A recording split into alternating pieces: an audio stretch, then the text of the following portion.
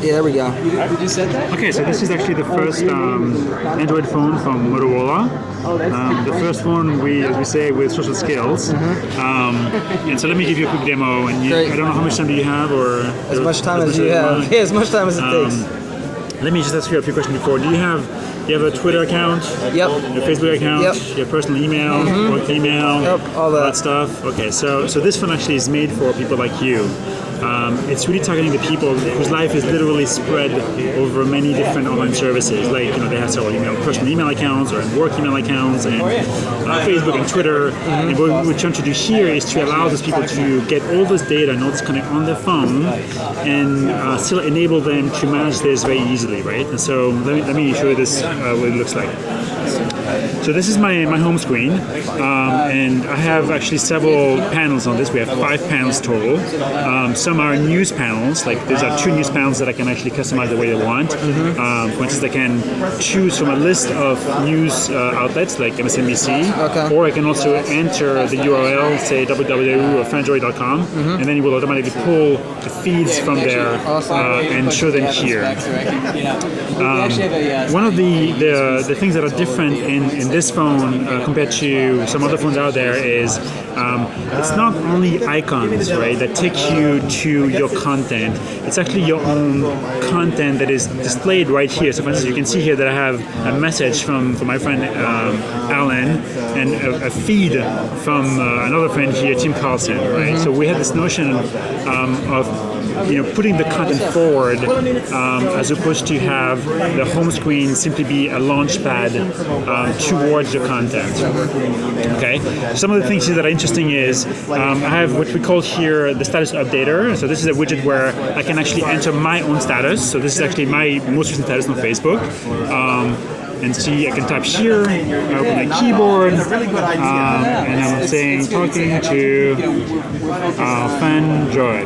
I'm trying to do those aspects. Okay, and then I can choose which service I want to post it on. And on this phone, I've set up 3 services.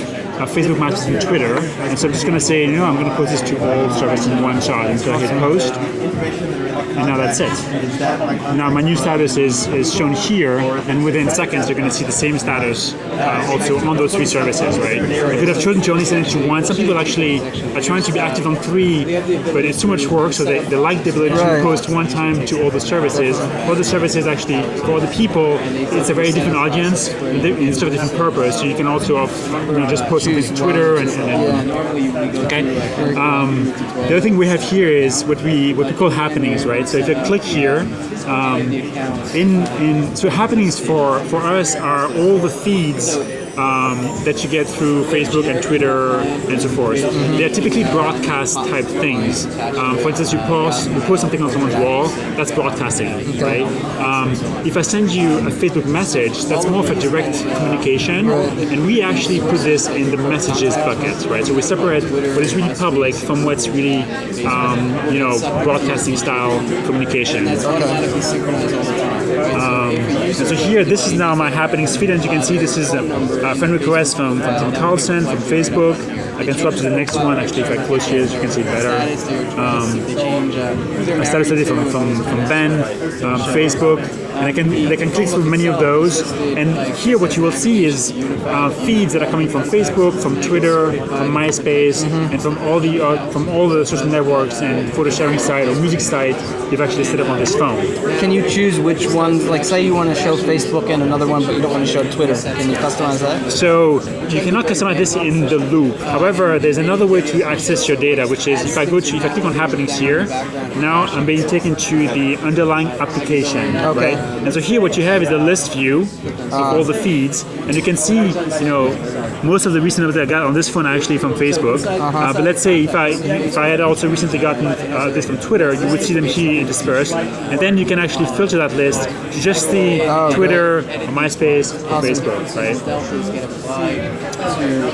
Thank you. No, thank you. Let me show you another thing that we did differently here, which is contacts. So if I go to contacts, this is sort of the traditional list view A to Z, and if I tap here, what you will see is contacts being downloaded from all the social networks and all the different sources actually, like Google or ActiveSync, Change, Facebook, and so forth, on the phone. Okay, so the way it works is when you set up your phone first, you enter your credentials for Facebook, and then ActiveSync, and then Gmail, and then we'll download automatically in the background all the contacts from those services, and we'll also manually, automatically merge them, right? So for instance, let me give you an example.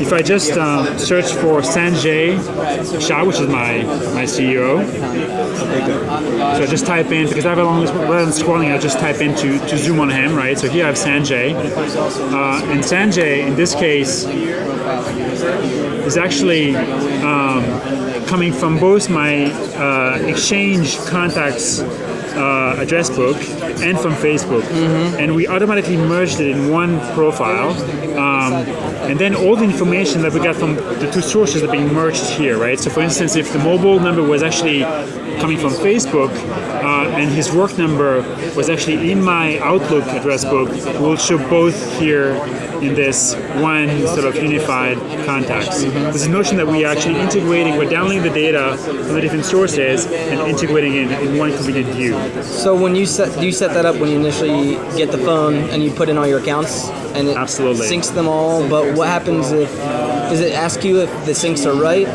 or? So the way So the setup works that the first time you actually, when you turn on the phone for the first time, you'll be asked to create a blur account. So you'll enter your email and a password, and then you'll go to a screen where you can actually select all the accounts you want to download. Right. So this is, if you look at here, this is actually all the services that I've set up on this phone. If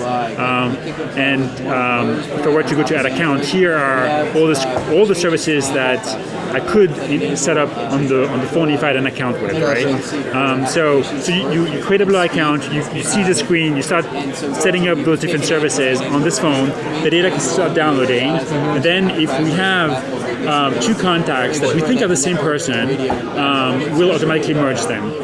We are actually very careful about how we do this, so we'll tend to under-merge rather than over-merge, right? So you have to have exactly the same name, or exactly the same phone number, and in one of the two cases, it has to be labeled work. So we actually put a stringing criteria on how to merge.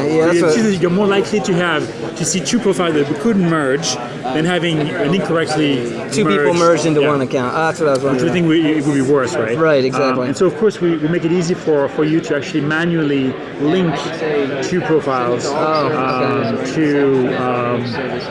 case you missed it, right? So you can actually very easily do this. So if someone updates their information on Facebook, does it update in your contact info? Yes, it will automatically update on there. So if someone changed their profile picture or any other information on Facebook, it'll be synced down to the device. Very cool. And remember, all this thinking is it's all push, right? The content is there waiting for you, right? It's not like you have to open the application and then it starts pulling and updating your data, right? So as a change happens in Facebook or elsewhere, the content is automatically going down to the device. Okay.